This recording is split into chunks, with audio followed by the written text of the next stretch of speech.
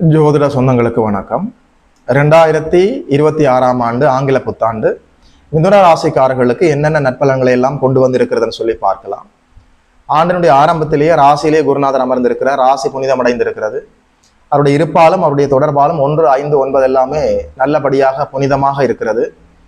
உங்களுடைய 7ஆம் இடத்துல களத்திரஸ்தானத்துல 7ஆம் இடம் என்று சொல்கிற போது உங்களுடைய பார்ட்னர்ஷிப், உங்களுடைய ரிலேஷன்ஷிப், சோசியல் ஐடென்டிட்டி, அதாவது 7ஆம் இடம் என்று சொல்கிறது உங்களுடைய வாழ்க்கை துணை, உங்களுடைய வாழ்க்கையில் வரக்கூடிய அத்தனை உறவுகளும் 7ஆம் இடத்தை குறிக்கும்.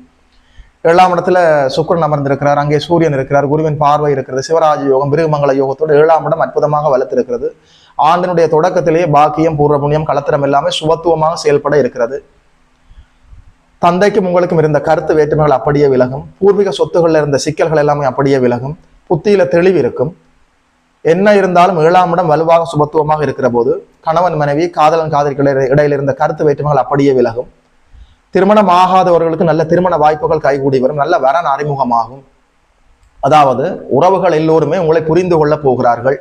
நீங்கள் அவர்களை புரிந்து கொள்கிறீர்களோ இல்லையோ, உறவுகளால் நீங்கள் பாராட்டப்பட போகிறீர்கள். உறவுகளுக்கும் உங்களுக்கும் இடையில இருந்த கருத்து வேற்றுமைகள் அப்படியே விலகும். குறிப்பாக காதலன் காதலி, கணவன் மனைவி, நண்பர்கள், தொழில் பங்குதாரர்கள், இந்த அடிப்படையில் இருந்த கருத்து வேற்றுமைகள் எல்லாமே அப்படியே விலக போகிறது. திருமண வாய்ப்புக்காக காத்து கொண்டிருந்தவர்களுக்கு நல்ல திருமண வாய்ப்புகள் வரும். ஆண்டினுடைய ஜூன் மாதம் 2ஆம் தேதி அளவில் கடகத்திலே வந்து குரு உச்சமடைகிறார். 2ஆம் இடத்துல குரு வரப்போகிறார். தனஸ்தானத்துல தனகாரகன் குரு நேரடியாக 10ஆம் இடத்தையும் பார்ப்பார். 10ஆம் இடத்துல இருக்கிற சனி பகவானையும் பார்க்க போகிறார். தொழில், வேலை, வியாபாரம், குறிப்பாக உத்தியோகம், தொழில் அமைப்பில் என்னென்ன தடைகள், தாமதங்கள், என்னென்ன சிக்கல்கள் இருந்ததோ அனைத்தையுமே உச்ச குரு உங்களுக்கு சரி செய்து தருவார். ஜூன் மாதம் 2ஆம் தேதிக்கு பிறகு தொழில், வேலை, உத்தியோக அமைப்புகளில் நல்ல முன்னேற்றமாக சென்று வியாபாரத்தின் மூலம் கை நிறைய நல்ல வருமானத்தை பார்க்க முடியும். ஆண்டினுடைய தொடக்கத்திலேயே ராசி புனிதம் அடைந்திருக்கிறது. குருவினுடைய இருப்பால 1, 5, 9, 7 எல்லாமே வலுவாக இருக்கிறது. ஆண்டினுடைய நடுப்பகுதி ஜூன் மாதத்துக்கு பிறகு நேரடியாக உச்ச குருவின் பார்வையில் 10ஆம் இடம் வரை இருக்கிறது. 2ஆம் இடத்திலேயே தனகாரகர் குரு அமர்ந்திருக்கிறார். இந்த ஆண்டு முழுவதுமே பணத்துக்கு எந்த பஞ்சமும் இருக்காது. நல்லபடியான ஒரு வருமானம் இருந்து கொண்டே இருக்கும். ஆண்டினுடைய ஜூன் மாதம் 2ஆம் தேதிக்கு பிறகு 10ஆம் இடம் உச்ச குருவின் பார்வைக்குள் வருகிற போது சனி பகவான் உச்ச குருவின் பார்வைக்குள் வருகிறார். நிச்சயமாக சொல்கிறேன், தொழில நல்ல முன்னேற்றமாக போகலாம்.